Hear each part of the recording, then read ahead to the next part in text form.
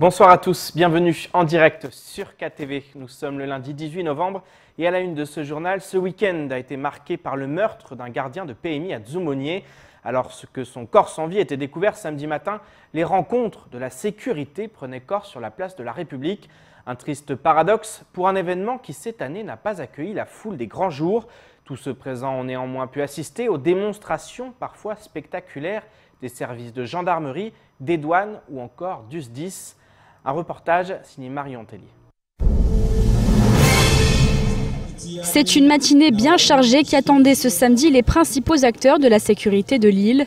Au programme, animation de stands et démonstration de diverses opérations. La première se déroule à 8h30 avec une action combinée de l'UIAP et de la BAC. Elle est suivie d'une intervention de l'équipe cinéphile de la gendarmerie, d'un exercice d'évacuation d'un bus par la société Matisse, puis d'une intervention de l'équipe cinéphile des douanes. Enfin, le clou du spectacle, c'est au tour du SDIS d'impressionner le public avec une voiture accidentée, la désincarcération et le secours de son conducteur. Des exercices plus vrais que nature, de quoi faire découvrir aux visiteurs les coulisses des opérations de sécurité sur l'île. La journée de la sécurité intérieure, c'est d'abord un moment de rencontre entre la population et puis tous les acteurs de la sécurité, j'allais bien me dire des sécurités sur le département. La sécurité publique, la police, la gendarmerie, la sécurité civile, on peut avoir les pompiers, les associations de sécurité civile, la préfecture, la sécurité routière avec l'ADAL, Matisse, et puis la lutte contre l'immigration clandestine qui est aussi une des dimensions de la sécurité ici. Et c'est l'occasion pour les populations de venir s'intéresser, regarder, rencontrer ces acteurs, échanger avec eux et mieux connaître leur métier au quotidien. Entre chaque démonstration, ce sont vers les stands que l'attention des visiteurs se dirige. Dès l'entrée de la place se trouve le véhicule blindé de la gendarmerie mobile. Sans surprise, ce sont ici les enfants qui se révèlent être les plus curieux. Depuis ce matin, on a plusieurs groupes, essentiellement des jeunes. Ils sont curieux, on les fait monter à tous les emplacements de l'engin. On les fait manipuler un petit peu l'engin et effectivement, tous les enfants sont très réceptifs. Plus loin se dresse le stand du Centre régional de formation de la police nationale, avec un public cette fois un peu plus âgé. Ici, deux axes de formation sont présentés, celui de la formation continue des policiers de carrière et celui de la formation initiale, une nouveauté sur le territoire. On a depuis septembre la première promotion d'adjoints de sécurité, donc des gens qui rentrent dans la police alors qu'ils ne sont pas titulaires du baccalauréat, qui est le premier niveau demandé pour être gardien de la paix, que nous avons formé depuis début septembre jusqu'à fin novembre durant 3 mois et qui vont être affectés à l'issue à la fois au niveau de la DDPAF et à la fois au niveau de la DDSP. Avant la clôture de l'événement, les visiteurs sont conviés à se rendre au ponton de plaisance de Mamoudzou. Ici sont amarrés les 3 intercepteurs des services de gendarmerie et de la police aux frontières. Le sous-préfet de la lutte contre l'immigration clandestine, présent sur place, se prête alors au jeu des questions-réponses. Un moyen, encore une fois, de montrer le mode d'opération de ces services, cette fois-ci hors de la terre ferme. Politique maintenant. Comme chaque soir, nous vous proposons de découvrir des candidats aux élections municipales. Aujourd'hui, nous prenons la direction du nord de l'île et de Bandrabois plus précisément. Nombreux sont ceux à vouloir détrôner le maire sortant. C'est le cas de Ben Hamada du Parti démocrate, ancien membre du Parti socialiste. Il souhaite que la jeunesse prenne le pouvoir et rompe avec les vieilles habitudes. Quant à son programme, il devra venir de la population des différents villages de Bandrabois. Au montage, Leslie Vumenet. Ben Hamada a longtemps attendu son tour. Ancien socialiste, il reste un homme de gauche, mais fait aujourd'hui campagne pour les démocrates, dont il est la tête de liste à Bandrabois. Un engagement qu'il envisage bien au-delà des partis politiques. La plupart des partis aujourd'hui, on les voit, ils sont en débandade, ils sont un peu cassés, on ne sait pas trop ce qui se passe, que ce soit la droite, les LR ou le PS. Le problème se pose sur la continuité. On a des hommes qui sont dedans, dans ces grands partis locaux, et à un moment donné, ils ne pensent pas que demain, il doit y avoir des gens qui doivent prendre la relève. Donc, ils passent leur temps à vouloir être réélus et réélus jusqu'à ce que on en ait marre un jour ou qu'on dise c'est bon, mais nous, le jeune, on a quelle place ? Il s'avère que nous, moi étant un ancien PS, je me suis rendu compte que la majorité légale dans le parti PS, c'est 50 ans. Non. 18 ans, on est majeur. Mais on nous dit, oh, vous êtes trop jeune, donc il faut attendre que vous ayez 50 ans pour pouvoir prendre la place de ceux qui sont là. Ben Hammada veut rompre avec la manière de faire de la politique à Mayotte. Pour ce faire, s'il est élu, il compte construire son programme avec les propositions qui émaneront de ses conseillers municipaux. Les élus sont là pour être serviteurs du peuple et non pas le contraire.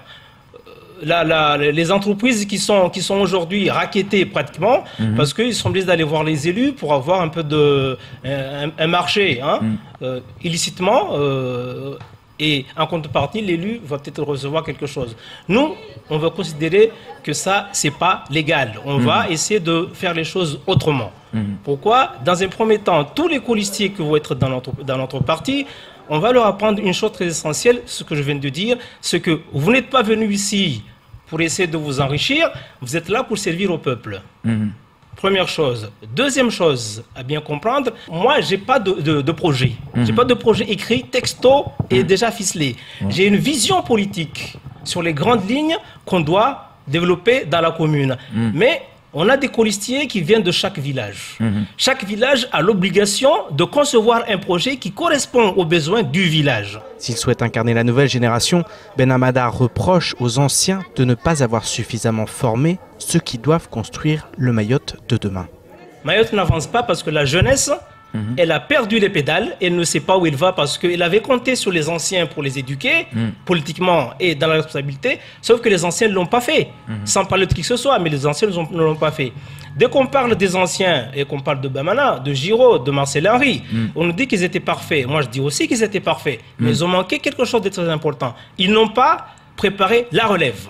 Et c'est ce qu'on fait encore aujourd'hui, ceux qui sont là et qui ont 60 ans ou 55 ans. Les jeunes, à vous de prendre vos responsabilités et de prendre en main ce pays. Prendre en main la commune de Bandrabois, voilà ce dont rêve Ben Hammada. Il lui reste encore quelques semaines pour convaincre. Politique toujours depuis vendredi et jusqu'aux élections municipales de mars prochain, nous vous proposons une nouvelle émission sur Coésie, l'heure politique. Objectif présenter en 13 minutes l'ensemble des candidats via le jeu des questions-réponses. Ce matin, nous recevions l'animatrice et productrice de l'émission, Anne-Constance Anguena, qui nous explique l'intérêt de mettre en avant tous les prétendants. On passe nos week-ends sur les routes mahoraises à aller dans les communes, faire connaissance avec ces candidates, avec ces candidats, découvrir leur profil, découvrir qui ils sont, parce que on regarde trop souvent la politique par le biais du maire, mais pour devenir maire, on a dû faire une campagne et souvent une candidature pour des élections municipales, c'est un projet de vie qui va vous prendre un an de votre vie, vous allez tout donner et on oublie souvent cet engagement citoyen qui est extrêmement important et le but de cette émission, c'est de faire connaissance avec ces personnes et de rappeler à toutes celles et à tous ceux qui regardent l'émission que les élections c'est quelque chose d'important et que il y a des grands candidats mais il y a aussi des petits candidats qui ont des tas de choses passionnantes à dire. Il est temps de faire le tour du reste de l'actualité locale avec notamment une nouvelle opération de contrôle du CODAF, encore la Poste qui propose le Wi-Fi gratuit dans ses bureaux. Au montage, Leslie Vimenet. Le premier centre de simulation de vol pour pilotes de ligne A220 de l'océan Indien sera installé à La Réunion. C'est ce que vient d'annoncer Aerostral. Selon la compagnie, l'idée de la création d'un centre de simulation de vol à La Réunion est née au moment de la réflexion portée par Aerostral pour le renouvellement de sa flotte moyen courrier. La compagnie a pour mémoire annoncé en octobre dernier la commande ferme de 3 A220-300 au constructeur européen Airbus. À ce jour, seuls 2 centres au monde disposent de simulations de vol pour Airbus A220, situés à Zurich en Suisse et à Riga en Lettonie. Face à ce faible nombre de simulateurs et à la probabilité de difficultés de disponibilité pour la formation réglementaire de ces pilotes, la compagnie a décidé de lancer le projet d'implantation d'un simulateur A220 à La Réunion. Cela ferait de ce centre de simulation de vol A220 le 3e au monde et le tout premier dans l'hémisphère sud. Dans le cadre du plan d'action décidé au sein du comité opérationnel départemental antifraude, des actions de contrôle des restaurants et brochettis sont désormais organisées régulièrement. Une nouvelle opération a eu lieu le 13 novembre dernier à Mamoudzou, Au cours de cette opération, 5 établissements ont pu être contrôlés. Un établissement clandestin a dû cesser immédiatement son activité de restauration. Il a été procédé à la fermeture du restaurant jusqu'à ce que sa situation soit régularisée. Plusieurs situations de travail dissimulées par dissimulation de salariés et d'emploi d'étrangers sans titre de travail ont été relevées lors de ces différents contrôles. Elles donneront lieu à des poursuites pénales. Le CODAF rappelle que chaque restaurant doit être immatriculé auprès de la chambre de commerce avant l'ouverture de l'établissement. La poste de Dzaoudzi l'abattoir a été inaugurée le 14 novembre 2019. Outre la possibilité de bénéficier d'un espace plus grand, moderne et un conseil bancaire complet, les clients et visiteurs du bureau de poste ont désormais à leur disposition une connexion Internet gratuite.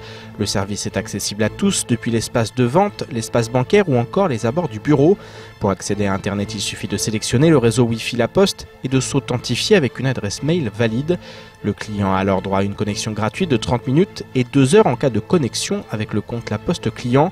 Selon La Poste, cette évolution digitale s'inscrit pleinement dans la dynamique de transformation numérique de La Poste de Mayotte, avec pour ambition de rendre 100% des points de contact connectés d'ici fin 2019. Le service est déjà disponible dans 15 établissements. On termine cette édition avec une bande dessinée sur l'histoire de l'île aux parfums. Éditée en métropole et sur Mayotte, ces planches vont permettre aux Mahorais d'en découvrir plus sur leur île.